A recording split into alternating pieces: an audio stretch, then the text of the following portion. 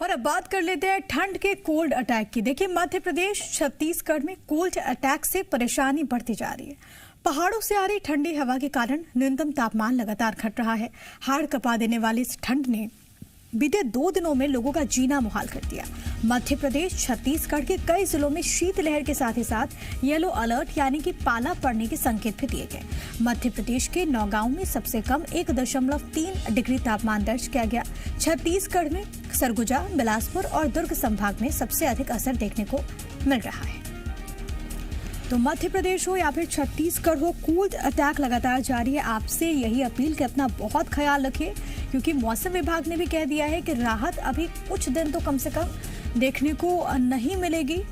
उत्तर भारत इस वक्त ठंड से करहा रहा है। पहाड़ों पर जिस तरीके से बर्फबारी हो रही है उसका असर मैदानी इलाकों में देखने को मिल रहा है, और यही एक बड़ी वजह है कि मध्य प्रदेश और छत्तीसगढ़ में रिकॉर्ड तोड़ रही है ये ठंड। लगातार तापमान लुढ़कता हुआ मध्य प्रदेश के कई ऐसे हिस्से हैं जो कि देखिए शीतलहर के चपेट में हैं, तो वहीं छत्तीसगढ़ में भी सुबह जिस तरीके से ठंडक भरी है, ऐसे में लोग अलाव का सहारा ले रहे हैं। लोग रैन बसेरों में आश्रय ले रहे हैं, क्योंकि जो लोग जिनके सर पर छत नहीं है उनके लिए दिक्कतें काफ़ी ज़्यादा बढ़ जाती है। ऐसे में प्रशासन की ओर से रैन बसेरों की व्यवस्था भी की गई है। मैदानी क्षेत्रों की अगर बात करें छत्तीसगढ़ में, तो पारा नॉर्मल से भी बहुत कम है, सामान्य से भी बहुत कम है। प्रदेश में मौसम शुष्क रहने की संभावना जाहिर की गई है, तो वहीं मध्य प्रदेश के कई हिस्सों में पाला पड़ने की संभावना मौसम विभाग ने जाहिर की है। प्रदेश में 14 किलोमीटर प्रति घंटे की रफ्तार से हवा चलने के आसार, ये भी मौसम विभाग ने कहा है। और तेज हवा चलेगी तो जाहिर है कि ठंड बढ़ेगी। अगर आप अपने घर से बाहर निकल रहे हैं तो आप बहुत सावधानी बरतिए। इसके अलावा अगर आपके घर में बुजुर्ग हैं, बच्चे हैं छोटे, तो उनका विशेष तौर पर ख्याल रखिए, क्योंकि जो सीजनल बीमारी होती है उनका भी खतरा बढ़ जाता है। जो छोटे छोटे बच्चे हैं, कोल्ड की समस्या बहुत ज़्यादा हो जाती है, तो ऐसे सूरत में इन बच्चों का बहुत ख्याल रखिए। अगर आपके घर में बुजुर्ग हैं तो उनका भी विशेष तौर पर आप ख्याल रखें। मध्य प्रदेश और छत्तीसगढ़ में भी ठंड सर्दी का सितम बदस्तूर जारी है, और देखिए दृश्यता बहुत ज़्यादा कम हो गई है, विजिबिलिटी बहुत लो है मध्य प्रदेश के कई हिस्सों में, तो वहीं छत्तीसगढ़ के भी कई शहरों में कमोबेश हालात ऐसे ही बने हुए हैं। और इस वक्त हमारे साथ हमारे 2 सहयोगी मौजूद हैं। मध्य प्रदेश का हाल जानेंगे मेरे साथ भोपाल से मेरे सहयोगी प्रमोद मौजूद हैं। इसके अलावा छत्तीसगढ़ का हाल जानेंगे रायपुर से। इस वक्त मेरे साथ मेरी सहयोगी रजनी ठाकुर मौजूद है। सबसे पहले भोपाल का रुख कर लेते हैं। प्रमोद, वहां पर इस वक्त हाल कैसा है मौसम का? क्योंकि मौसम विभाग ने देखिए अलर्ट तो जारी कर दिया है, लेकिन इसके मद्देनजर भोपाल में स्थानीय प्रशासन कितना तैयार नजर आ रहा है आने वाले दिनों के लिए भी?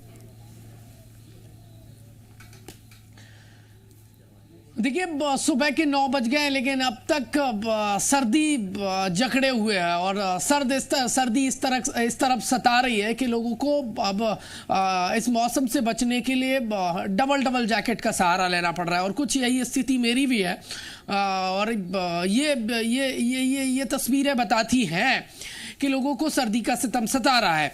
और खासकर वो लोग जो बाहर से राजधानी भोपाल या एमपी में आ रहे हैं, उनको एहसास इस बात का हो रहा है। यही वजह है कि रैन बसेरे की जो तस्वीरें हैं वहाँ पर एक भी बिस्तर खाली नहीं है, और नीचे बिस्तर यानी फर्श पर बिस्तर लगाकर लोगों को रात रुकने की व्यवस्था की जा रही है।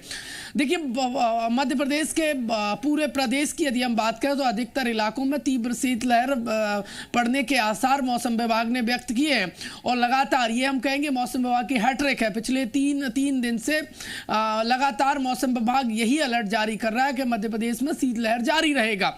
देखिए, नौगांव सबसे ज्यादा ठंडा रहा, वहां पर 1.3 डिग्री तापमान रहा, और ये चिंताजनक है। और तस्वीरें खासकर देखिए, वो जो किसान जो सब्जी की खेती करते हैं, वो किसान जो रबी की फसल की खेती करते हैं, उनके लिए चिंताजनक है। कई फसलें अन्नदाताओं के लिए परेशानियां कई ज्यादा हैं, और आपके पीछे से हम समझ सकते हैं वहाँ पर हरियाली तो है, लेकिन उसके पीछे धुंध भी है, और तो हम समझ सकते हैं कि मौसम का हाल वहाँ पर किस तरीके का होगा।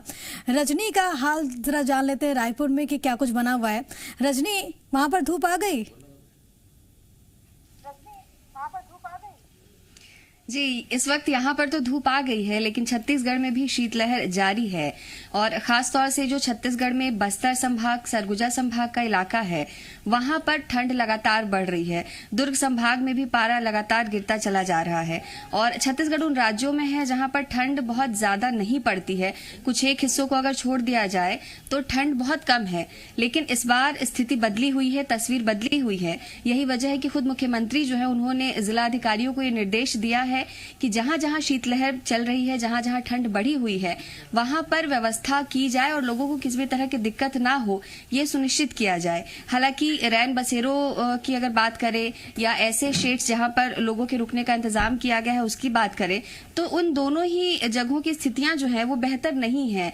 रैन बसेरों को भी भगवान भरोसे छोड़ दिया गया है और बहुत बड़े बड़े ऐसे शहर हैं जहां पर लोगों के रात में ठंड से बचने के लिए कोई व्यवस्था नजर नहीं आती है।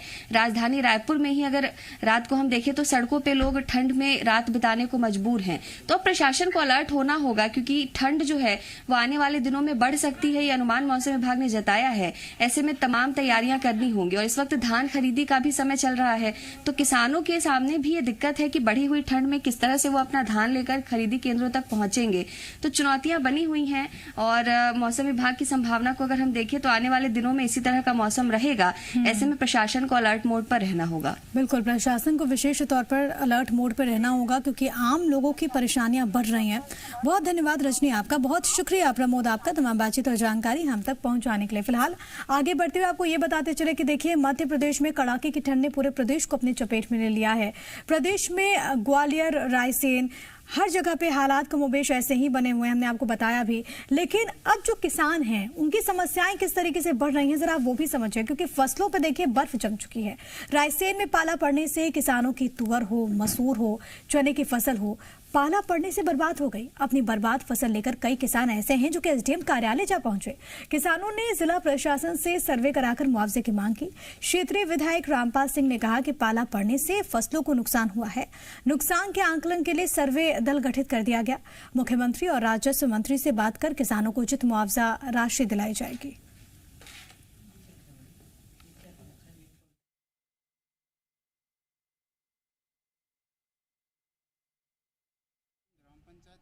रहने वाले